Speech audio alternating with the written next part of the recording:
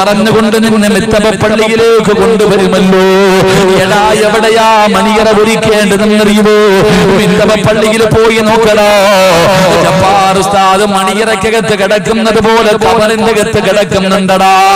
എടാ അവിടെയാടാ മണിയറ ഒരുക്കേണ്ടത്, അവിടെയാണ് മണിയറ ഒരുക്കേണ്ടത്. അവിടെ വരുന്ന മുൻകറും നക്കീർ എന്ന് പറയുന്ന രണ്ട് മലക്കുകളുണ്ടല്ലോ. ഖബറിന്റെ അകത്ത് വന്ന് ചോദ്യം ചെയ്യുന്ന മലക്കുകളുണ്ടല്ലോ.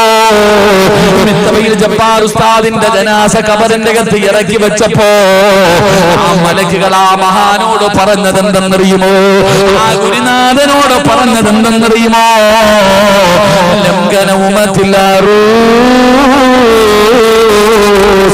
പുതിയാപ്പള ഉറങ്ങുന്നത് പോലെ ഇതിനകത്ത് കിടന്ന് ഖിയാമത്ത് നാൾ വരെ ഉറങ്ങിക്കോ. ഇതിനകത്ത് മണിയറക്കകത്ത് കിടന്നുറങ്ങുന്ന പുതിയാപ്പള ഉറങ്ങുന്നത് പോലെ ഈ ഖബറിന്റെ അകത്ത് കിടന്ന് ഉറങ്ങിക്കോ. ഇന്ന് പള്ളിപ്പറമ്പിലെ ഖബറിന്റെ അകത്ത് കിടക്കുമ്പോ മലക്കള് പറയണമടാ, അവിടെയാടാ ഒരുക്കേണ്ടത്. അല്ലാഹുവിന്റെ പ്രവാചകന്റെ പൊന്നാര മകളുണ്ടല്ലോ, അവിടെ നിന്ന് പറഞ്ഞു അലിയേ മണിയറ എവിടെയാ, മണിയറ എവിടെയാ? അവിടെയാണ് മണിയറ ഒരുക്കേണ്ടത്, അവിടെയാണ് മണിയറ ഒരുക്കേണ്ടത്.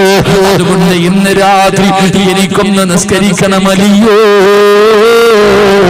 എനിക്ക് ശുക്ർ ചെയ്യണം അലിയോ.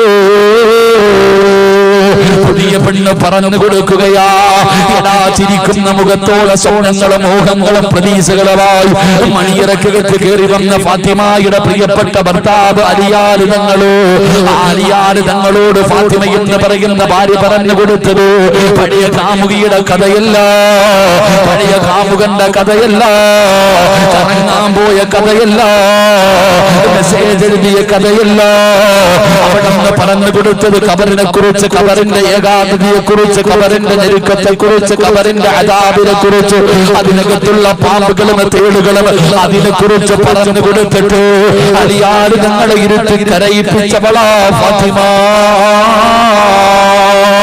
അതുകൊണ്ട് ചെറുപ്പക്കാരോട് പറയുകയാ, എന്റെ ചെറുപ്പക്കാരോട് പറയുകയാ, മോനെ നിന്റെ വാപ്പ കണ്ണുനീര് കുടിക്കുന്നത് പോലെ നിനക്കും ഒരു ഗതി വരാതിരിക്കണമെങ്കിൽ കരയുകയാ. സ്വന്തം വാപ്പയുടെ അവസ്ഥ നീ പലപ്പോഴും കണ്ടിട്ടുണ്ടല്ലോ. അങ്ങനെ ഒരു ഗതി നിനക്ക് വരാതിരിക്കണമെങ്കിൽ ആ ജീവിതമെന്ന് പറഞ്ഞാൽ എന്തെന്നറിയുമോ? സിനിമയിൽ കാണുന്നതല്ല, സീരിയലിൽ കാണുന്നതല്ല, ഏതെങ്കിലും വാട്സപ്പിലും ഫേസ്ബുക്കിലും വരുന്നത് പോലെയല്ല, ഏതെങ്കിലും ഒരു പ്രസിദ്ധീകരണങ്ങളിൽ കാണുന്നതല്ല. യഥാർത്ഥത്തിൽ ജീവിതം എന്തെന്നറിയോ? കല്യാണം കഴിഞ്ഞ് മണിയറയിലേക്ക് കടന്നു പോകുന്ന പ്രിയപ്പെട്ട ഭാര്യ. യഥാർത്ഥത്തിൽ കുടുംബജീവിതം എന്താണെന്ന് ഞാൻ പറഞ്ഞു തരാം. അല്ലാഹു ഈമാൻ തരുമാറാകട്ടെ, അല്ലാഹു ഈമാൻ തരുമാറാകട്ടെ. കല്യാണം കഴിഞ്ഞിട്ട് എല്ലാ ആഘോഷങ്ങളും കഴിഞ്ഞ് പുതിയാപ്പള മണിയറയിലേക്ക് കടന്നു ചെല്ലുമ്പോ പുതുമണവാട്ടി ഒരുങ്ങി നിൽക്കുക, ഒളുവെടുത്തിട്ട്. പുതിയ പെണ്ണ് ഒളുവെടുത്തിട്ട് ഇങ്ങനെ കാത്തിരിക്കുക ഭർത്താവിന്.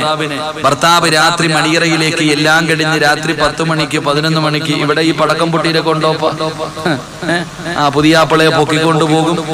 അവന്റെ അടിവസ്ത്രത്തിനകത്ത് നല്ല കാന്താരി മുളവൊക്കെ അരച്ചു വെക്കും. ഇതൊക്കെ പണിയാന്നറിയോ? എന്നാ പുതിയ പെണ്ണിങ്ങനെ കാത്തു നിൽക്കും. ഇവിടെ പിന്നെ ആനയും അമ്പാരിയും ഒന്നും ഇല്ലാത്തത് കൊണ്ട് അതെങ്ങനെ, എന്തൊരു തുടിയാതെ എന്തൊരു അഹങ്കാരമായിരുന്നില്ലേ? എന്തായിരുന്നു ആനപ്പുറത്ത്, കഴുതപ്പുറത്ത്, JCBയുടെ മുകളിൽ, പെട്ടിയാട്ടോയ്ക്കകത്ത് എന്തൊക്കെയായിരുന്നു. ഇപ്പൊ എല്ലാത്തിന്റെ കാര്യത്തിലും ഇപ്പൊ ആർക്കും എങ്ങും കേറണ്ട, എങ്ങനെയെങ്കിലും ഉണ്ടാക്കിയതൊക്കെ കിട്ടിയാൽ മതി ഉസ്താദെ. അതാ അവസ്ഥ. അല്ലാഹ് ആരാടാ നിന്നെയൊക്കെ വിളിപ്പിക്കും പടച്ചവൻ. അല്ലാഹു കാത്തിരക്ഷിക്കുമാറാകട്ടെ. എടാ യഥാർത്ഥ പെണ്ണെന്ന് പറഞ്ഞ കല്യാണം കഴിക്കാത്തവന്മാരൊക്കെ ഒന്ന് കൈപൊക്കിക്കേ. കല്യാണം കഴിച്ചിട്ടില്ലാത്തവന്മാർ എന്തപ്പോ നിങ്ങളൊക്കെ എല്ലാം കെട്ടിയതാ, പേടി എന്താ? ഉസ്താദ് ഏതെങ്കിലും യതീമായ കൊച്ചിനെ പിടിച്ച് തലയെ വെച്ചിരുന്നു, പേടിക്കണ്ട. എടാ യഥാർത്ഥത്തിൽ കല്യാണം കഴിഞ്ഞ് മണിയറയിലേക്ക് കയറി ചെല്ലുമ്പോ പുതുമണവാട്ടി ഒടുങ്ങിയിരിക്കും. നീ ചെന്ന ഉടനെ അവള് ചോദിക്കും, ഇക്കാടാ കറക്കോ ആഘോഷമൊക്കെ കഴിഞ്ഞോ, കൂട്ടുകാരൊക്കെ പോയോ? ആ പോയി മോളെ അമിന, എങ്കിൽ പോയി ഒതു എടുത്തിട്ട് വായിക്കാം. എന്തിനാ? പോയി എടുത്തിട്ട് വാ, പാലൊന്നും അല്ല എടുത്തു തരാം. ഓള് പറയുമ്പോ ഒതുവെടുത്തിട്ട് വരാൻ. അങ്ങനെ പോകുമ്പോയി ഒതുവൊക്കെ എടുത്തിട്ട് വരും. ഒതുവൊക്കെ എടുത്തിട്ട് വരുമ്പോ ഇവള് പറയിക്ക, എന്നെ പോലെ ഒരു നല്ല പെണ്ണിനെ അള്ളാഹ് നിങ്ങൾക്ക് നൽകിയില്ലേ? നിങ്ങളെ പോലെ